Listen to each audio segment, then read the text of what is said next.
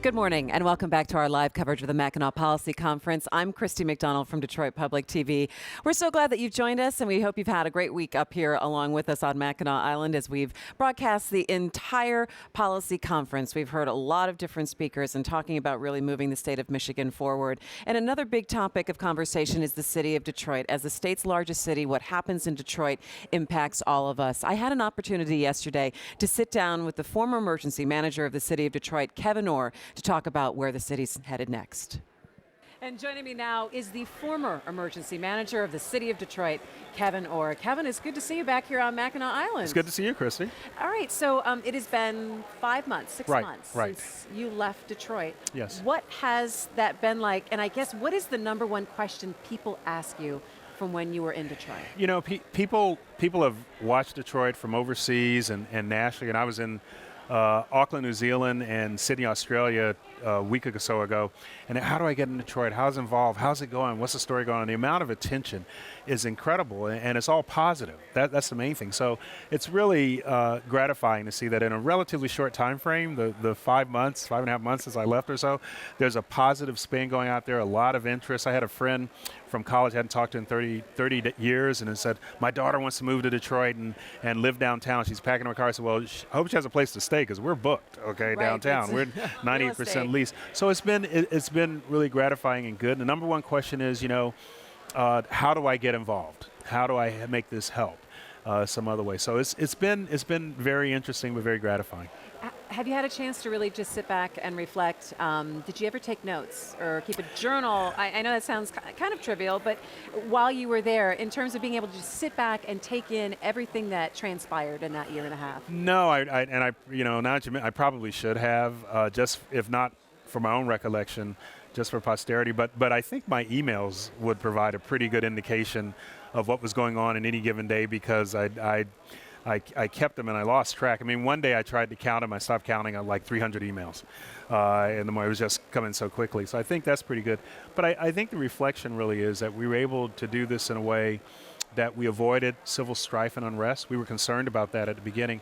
And as we've seen recently in some communities, that's a valid concern. We didn't have that, so I'm very grateful to the people of Detroit. Forget the professionals and the mediators and the presiding judge and the governor who, through leadership and all, the people of Detroit in a very unstable, very volatile environment did not follow that path. And so the good news story coming out of Detroit is that, you know, proud and resilient, there's an opportunity here and people are interested. That's really good. So if I look back on anything, I'm just very grateful that we were able to do this. And it was destabilizing, it was traumatic, but able to do this in a way that left the city and its reputation in a good position. That I'm very thankful for. You were sitting on a panel this morning with the rest of the so-called architects, I think, of the bankruptcy and the revitalization. People are still fascinated with how all the moving parts worked and how it all happened. Do you have valuable relationships with the gentleman that you share the stage with? Yeah, we do now. It was funny during the case. Darren Walker, for instance, was a profile in courage. From the Ford Foundation. He went against some of his board members, and some of his community was saying, we don't do this. It's a bad precedent. What about it? He said, no, it's the right thing to do. And frankly, a repaired approach on with the Ford company and the Ford family, which he was trying to do, which I think that's just tremendous story undercurrent. Judge Rosen and I, as a mediator we'd break up from time to time, you know, and then call each other, hey, it's not you, it's me, can't we make up, you know, let's go out, because he was really pushing us as well, not just our creditors, to our own comfort zone, you know, and make us think creatively about solutions. Judge Rhodes, who ran an exemplary process, we caught a really lucky break by having him as a presiding judge. He kept the train running on time. He kept everybody in fighting trim. If you walked into his courtroom, you knew that you better have your case tight and precise, or he was going to let you know about it. That was really, he went after me a couple of times, please answer the question, and we laugh about it now. But at the time, I was saying, like, I am trying to answer the question, but it's a stupid question. They're not asking the right thing. So, you know, and he's saying, look, you're slowing this thing up, and we're trying to move, you know. So but now we can laugh about it. And Miriam Nolan, Rip Rapson, that whole crowd who really made courageous efforts to bring us in.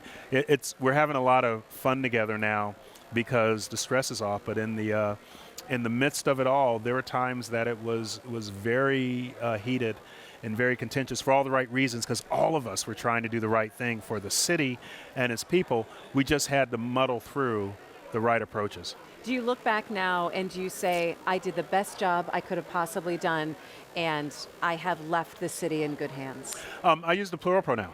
I look back and say we did the best job that we could have done, and we have left the city in the proper hands with the mayor and city council, including those of you in the media. I mean, you guys were very vocal. You're very active. You made sure that information got out, and that's a transparency issue. People needed to know some of the things they didn't know. We had a lot of talent in our professionals. My now firm and Miller Buckfire, Conway McKenzie, Ernst & Young. If people only knew the amount of reams of paper we had to go through just do projections to understand it. You know, it was unprecedented in its level. I lost count of the number of court filings, I think, at 5,000. Okay, just in terms of pleading. And the judge and his staff who had to read through that, the mediators, many of whom, Judge Paris, who flew back and forth from the coast, you know, this is a little personal, but her mother-in-law died in the midst of all this, and she flew back that weekend to handle a mediation while dealing with a family issue. That's the level of commitment that you saw from Victoria Roberts was dealing with the police force, going every day. They had active dockets. They were doing 2 major jobs at the same time going forward. Eugene Drinker, who was there day and night. You know, you sent an email out at 3 o'clock, someone would answer. Okay, I mean, literally not sleeping. So you had that. The governor and his staff who teed this whole thing off. You know, when Fortune said 50 greatest leaders, I said, well, Governor Snyder is the one who started it all. 2.5 years before I got here, he should be first and forefront in terms of profile and leadership. So all of us. Chief Craig came in July 1, 2013. Dispatch system goes off night of July 3rd. We put the state in there to take over dispatch. In 8 months, he drove down crime by double digits, violent crime. Why? The same policemen, the same people on the force, because they believed in leadership. Different way of doing it. So we, all of us, combined, the mayor, the city council, everyone combined, managed to get through this in a good way, and the city's in a better place. So now you're back in the private sector. Can we expect to see you visiting Detroit anytime soon? You know, I loved it. I used to come to Detroit anyway, visit with friends and spend time, but I love the city. I have a great fondness, obviously, and now that we sort of turned the corner, I'm meeting more friends than I may have had initially. It's a little easier for you now. Yeah, it's a little different now, but my dream is under the mayor and city council stewardship, I'd love for this city just to thrive. Just like Miami did when I went there in '83, it was burning, now it's thriving. D.C., when I went there in 2001, was still burned out from the '68 riots. Now it's thriving. Pittsburgh, Harlem. We had Darren Walker from the Ford Foundation this morning. He was talking about Harlem, how it's coming back. You know, I saw something the other week I was here, and it's the universal signal that an urban center is coming back. That's a yuppie running down Central Business Corridor, preferably with a yellow retriever or a chocolate lab at night. Right. Okay, they feel safe and they're active, they're involved, they're dynamic in the community. We want to see that. That's good stuff. All right. Well, we look forward to you coming back and visiting. Thank you, Christy. All right. Thank you very Thanks much. so Good much, to see Kevyn you. Orr. Thanks so much.